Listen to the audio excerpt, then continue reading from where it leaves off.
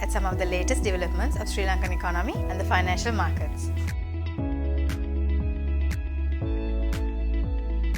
Sri Lanka launches Unified Payments Interface (UPI) transactions through Lanka QR, enhancing digital payments for Indian tourists. The collaboration between NPCI International Payments and Lanka Pay aims to strengthen economic ties, with plans to rapidly expand the initiative's reach and facilitate seamless transactions for tourists.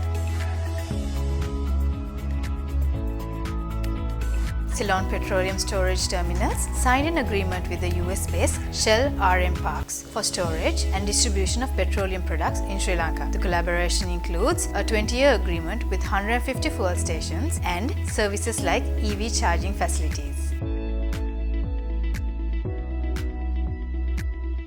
The Sri Lankan government introduces a plantation reform initiative to lease state-owned lands managed by JEDB and SLSPC to local entrepreneurs for cultivating export-oriented crops, livestock farms and other exportable goods, aiming to boost productivity and economic growth. The EU-Sri Lanka Working Group, chaired by Dora Correa and AMPMP Atapattu, discuss economic and trade policies, market access issues and the GSP scheme. Both sides acknowledge progress, highlighting potential areas for cooperation.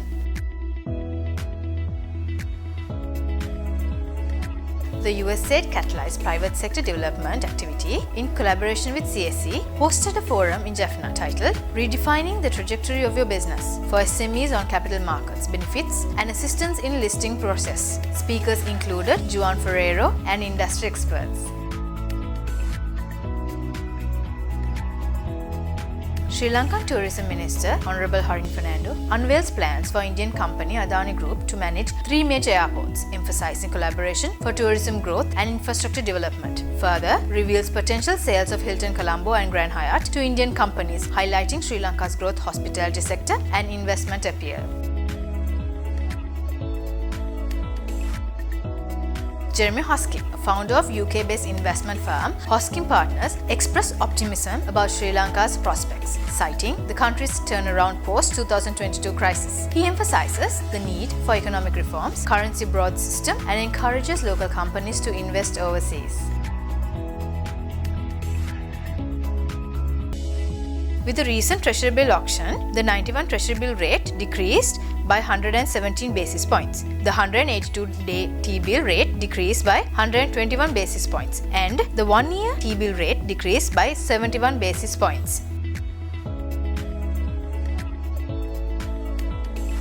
Let's take a look at this week's Colombo Stock Exchange market status.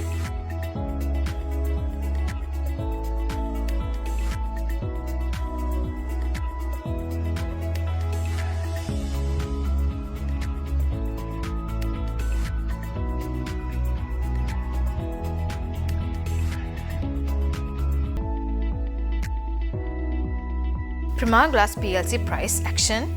We are closely monitoring the price action of this counter between March 23rd low of 1950 and September 23rd high of 28.90. The uptrend the stock is showing is intact and a consolidation is visible. During the week, the counter broke below the 23.6 fib level of 26.50 and closed at 26.10. In the short term, we are watching the range between 23.6 fib level of 26.50 and the 38.2 fib level of 25.00 to see where the support base is forming. Once the support is formed and a bullish reversal takes place, the price will have to break above 26.50 and range between 26.50 and September 23rd high of 28.90. If 25.00 is not supported, the next support zone will be between 38.2% and 50% fib levels. The price range is between 25 and 23.80 rupees. Thank you for watching, and we'll be back next week.